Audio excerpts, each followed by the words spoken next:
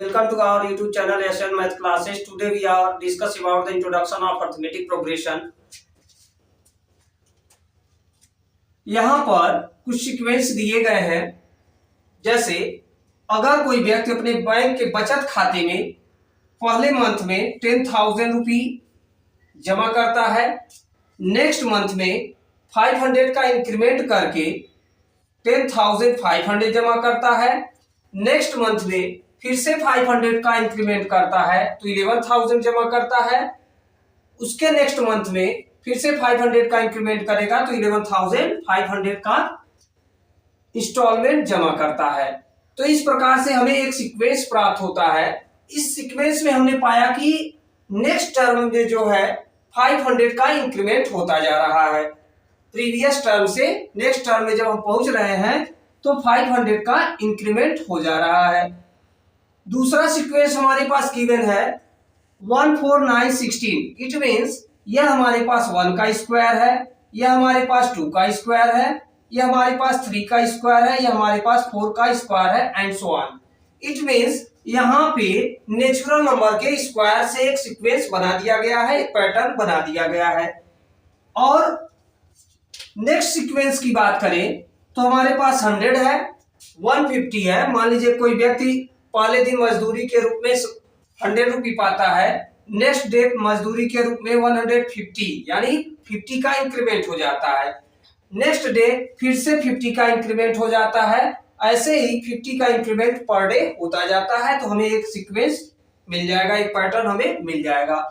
यहाँ पर हम देखें तो 50 का इंक्रीमेंट हो रहा है, नेक्स्ट टर्म में 50 का इंक्रीमेंट हो रहा है।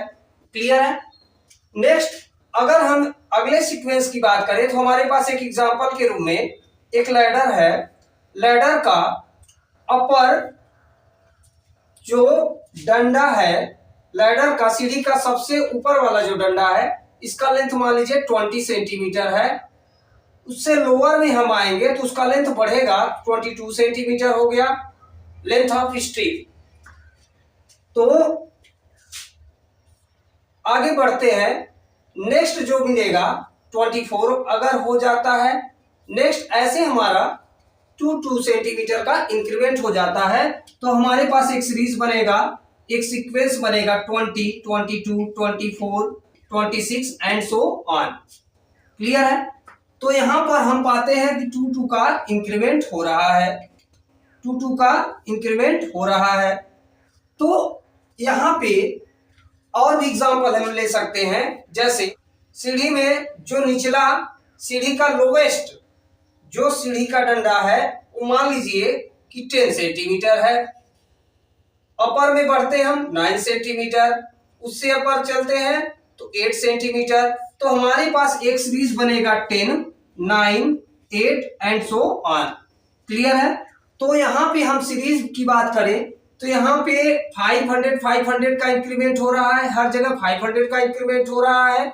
यहाँ पर 50 का इंक्रीमेंट हो रहा है और यहाँ पे 2 का इंक्रीमेंट हो रहा है। यहाँ पे हम देखें तो -1 का डिक्रीमेंट हो रहा है, मतलब डिक्रीज हो रहा है -1। तो जहां पे सेम नंबर डिक्रीज हो या इंक्रीज हो तो ऐसे सीक्वेंस को हम अरिथमेटिक प्रोग्रेशन कहते हैं।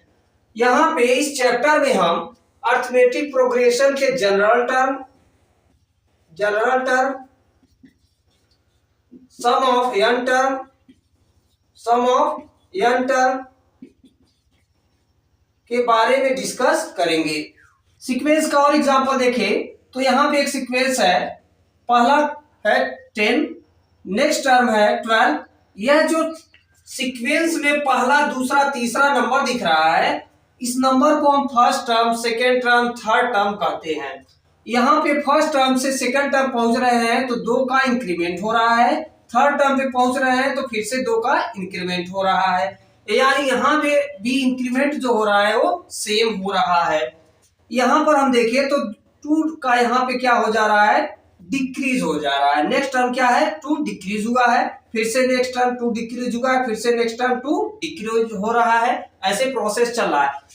और यहाँ पे अगर हम बात करें 1 से 1 मिल रहा है, यानी इसमें +0 ऐड किए होंगे या 0 को सब्ट्रैक्ट किए होंगे।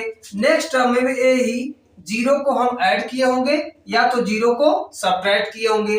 तो यहाँ पे जीरो को ऐड करके या जीरो को सब्ट्रैक्ट करके नया सीरीज बनाया जा रहा है, यहाँ पे 2 सब्ट्रैक्ट करके नया सीरीज बनाया जा रहा है और यहाँ पे 2 ऐड करके नया सीरीज बनाया जा रहा है। यहाँ पे बात करिए जो ऐड करके नया सीरीज बनता है या जो सेम नंबर आता है जिसका हम इंक्रीमेंट किए हैं या डिक्रीज किए हैं, इसको हम कॉमन डिफरेंस बोलते हैं। जो सभी में सेम होता है उसे हम क्या बोलते हैं? Common difference. कॉमन डिफरेंस यहाँ पे देखें तो पॉजिटिव है, यहाँ पे हमारे पास निगेटिव है और यहाँ पे हमारे पास जीरो है।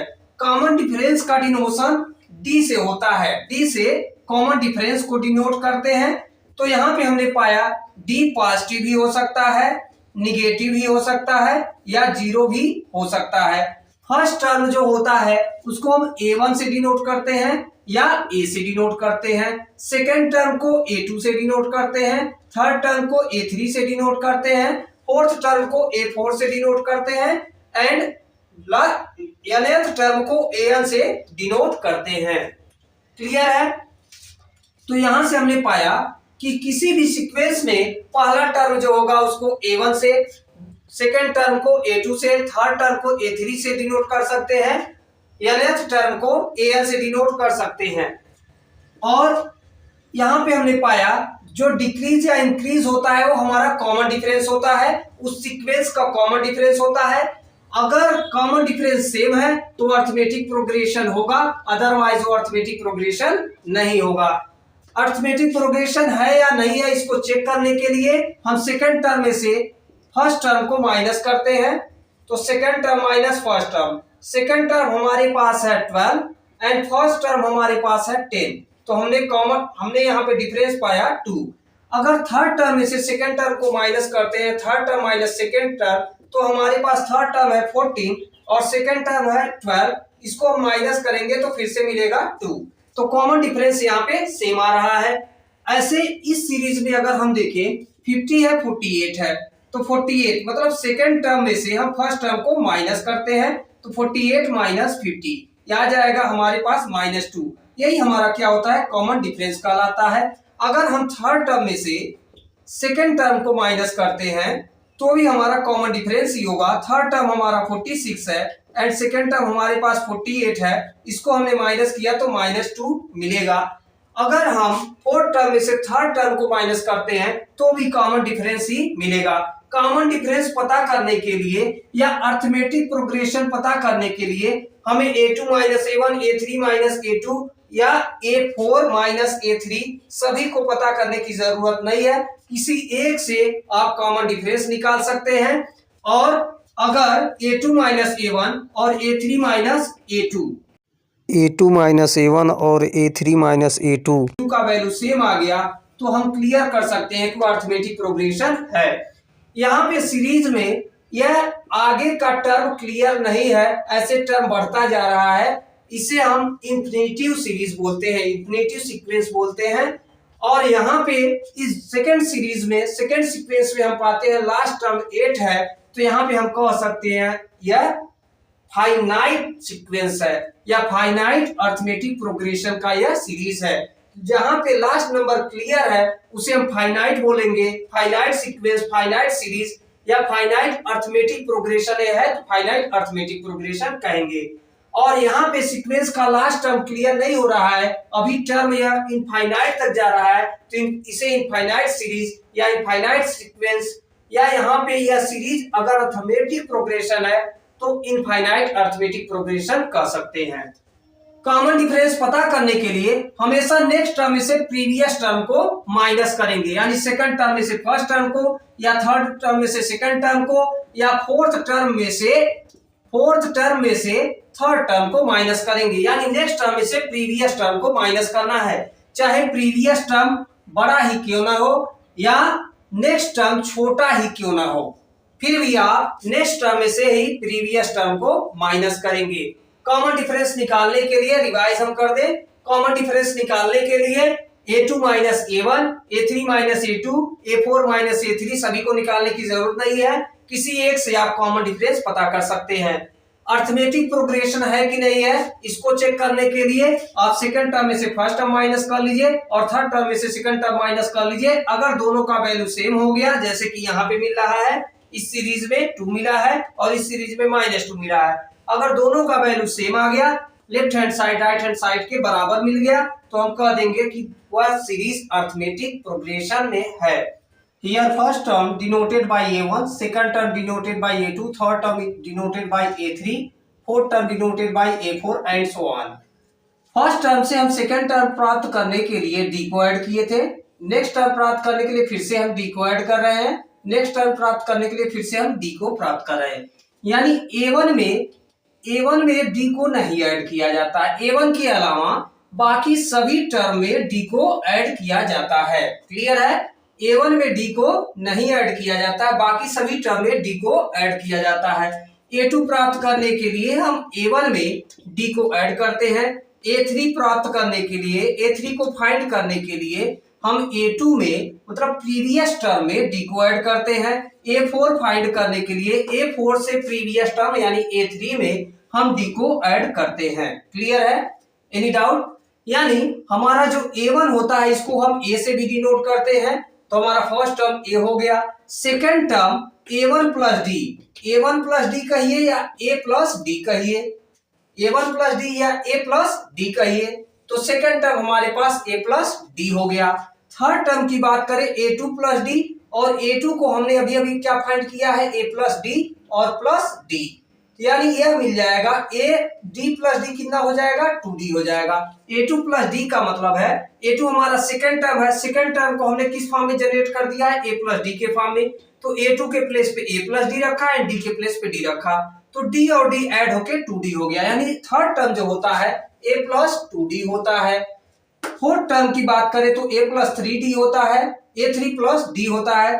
A3 की बात करें तो A3 हमारे पास आ चुका है A प्लस 2D के फॉर्म में, एंड D पहले से है, यहाँ पे मिल जाएगा A plus 2D and D add होगा तो 3D मिल जाएगा, यानी फोर्थ टर्म हमारा A प्लस 3D होता है, A प्लस 3D।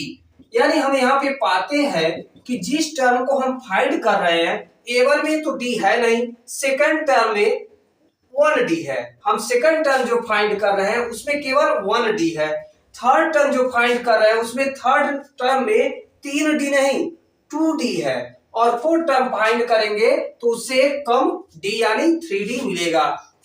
यानी जिस टर्म को हम फाइंड कर रहे हैं वहां पे उस टर्म से एक कम D को हम मल्टीप्लाई करेंगे।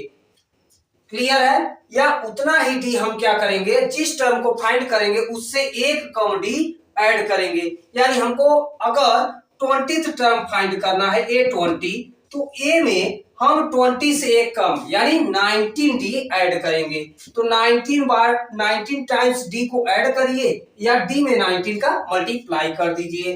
अगर हम 30 टर्म फाइंड करेंगे, 30वां टर्म फाइंड करना चाहते हैं, तो A30 यानी A में हम 30 से 1 कम, 30 से 1 लेस करेंगे तो क्या मिलेगा, 29D, 29D ऐड कर दीजिए या 29 टाइम्स D ऐड करिए, तो D में 29 का मल्टीप्लाई करके लिख दीजिए, A में ऐड कर दीजिए, अदरवाइज D को 29 टाइम्स ऐड करना पड़ेगा, तो 29 टाइम्स ऐड करने का मतलब है 29D ही आएगा।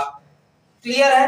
अगर 50 टर्म निकालना है तो A में हम 50 से 1 लेस यानी 49D ऐड कर देंगे। क्लियर है कि नहीं? यहाँ पे हम पाते हैं यह जो A plus D, A plus 2D, A plus 3D है, यह जनरल टर्म होता है किसी एपी का। अर्थमेटिक प्रोग्रेशन का शॉर्ट फॉर्म क्या होता है, एपी। अर्थमेटिक प्रोग्रेशन का जो टर्म होता है जनरल टर्म ए प्लस डी, ए प्लस 2D, ए प्लस 3D के फॉर्म में जनरेट होता है। एंड अगर इसके हम nth टर्म की बात करें तो हम nth टर्म निकालना चाहेंगे तो A50 जैसे निकाला था वैसे nth टर्म निकालते हैं, तो A में n से एक कम, n से एक लेस करेंगे तो n-1, उतना D हम क्या करेंगे, ऐड कर देंगे, यानी an is equal to A plus n-1 into D। यह होता है nth टर्म। किसी एपी का nth टर्म क्या होता है, A plus n-1 into D होता है। ये हमारा इस D के फार्मूले से ही जनरेट करके बनाया गया है। क्लियर है? जनरल टर्म का यूज किसी भी टर्म को फाइंड करने के लिए किया जाता है। जैसे हमने जनरल टर्म पाया है an is equal to a plus n minus 1 into D. यहाँ पे अगर हम 20 टर्म फाइंड करना चाहेंगे, 20वां टर्म फाइंड करना चाहेंगे, तो n के प्लेस पे 20 रखेंगे, तो यहाँ पे a प्लस n के प्लेस पे हो जाएगा 20 माइनस 1 इंटू डी, यानी मिल जाएगा a प्लस 20 माइनस 1 क्या मिल जाएगा 19d। a और d का वैल्यू पुट करके हम 20th टर्म फाइंड कर लेंगे। यानी किसी सीरीज में फर्स्ट के 4 टर्म दिए गए हैं तो 5वां टर्म हम d को ऐड करके निकाल सकते हैं, नेक्स्ट टर्म भी हम d को ऐड करके निकाल सकते हैं। लेकिन बहुत आगे का टर्म अगर हमसे पूछता है, जैसे यह सीरीज 4 टर्म है, 2 टर्म और हमने फाइंड कर लिया तो 6 टर्म हो गया हमारे पास। लेकिन हमसे अगर 21th टर्म पूछ दिया या 71th टर्म पूछ दिया तो उसको हम फाइंड करने के लिए इस फार्मूले का यूज कर सकते हैं, जिससे हम मिनटों में उसका आंसर ला सकते हैं। ये 71 टर्म का वैल्यू आसानी से ला सकते हैं। 100 टर्म, ये 71 या 100 टर्म ही नहीं, किसी भी टर्म का वैल्यू आप मिनटों में इस फार्मूले का यूज करके ला सकते हैं। फिलहाल ए और डी का वैल्यू पहले फाइंड होना चाहिए। क्लियर है? Thanks for watching. Like, share and subscribe our channel.